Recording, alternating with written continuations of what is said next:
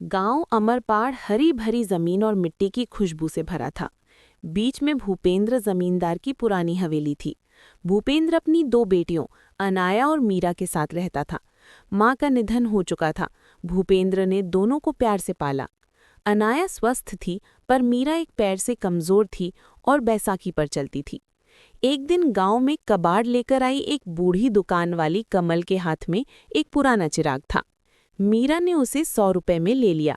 चिराग रगड़ते ही उससे एक विशाल जिन निकला जो कहता है, जो मांगो दूंगा। कमाल खुशी से जोड़े चमक उठे। साड़ियाँ पकवान सब एक झटके में। पर रात को चोर आकर चिराग चोरी कर ले गया। चिराग के बिना गांव की खुशियां उड़ गई। अनाया और मीरा ने पता लगाया तो पता चला कि चिराग किसी खंडहर में रखा था। खंडहर के पास से गांव वाले अजीब तरह से पागल होकर चले जा रहे थे। मीरा ने एक रात चिराग चुराकर हवा में से उसे निकाल लिया और दिखाया। चकित होकर सबने देखा कि चिराग उसी के पास है। जिन आया और बताया कि उसे भूपेंद्र ने खंडहर में बंद किया था, ताकि कुछ लोगों को पागल करवाकर वो उनकी जमीन हड़प सके। सारा गांव खिन्न और गुस्से से भरा। भूपेंद्र पर भरोसा टूट गया। मीरा ने मजबूरी में चिराग को फिर से रगड़ा और जिन से कहा, इन सबको ठीक कर दो और जो भी बुरा हुआ उसकी भरपाई करो।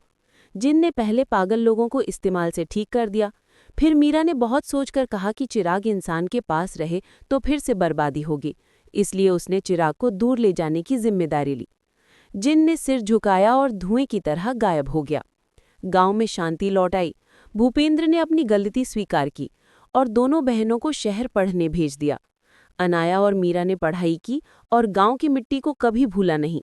पर मीरा की हिम्मत और त्याग की कहानी अमरपाड़ में पीढ़ियों तक सुनाई जाने लगी।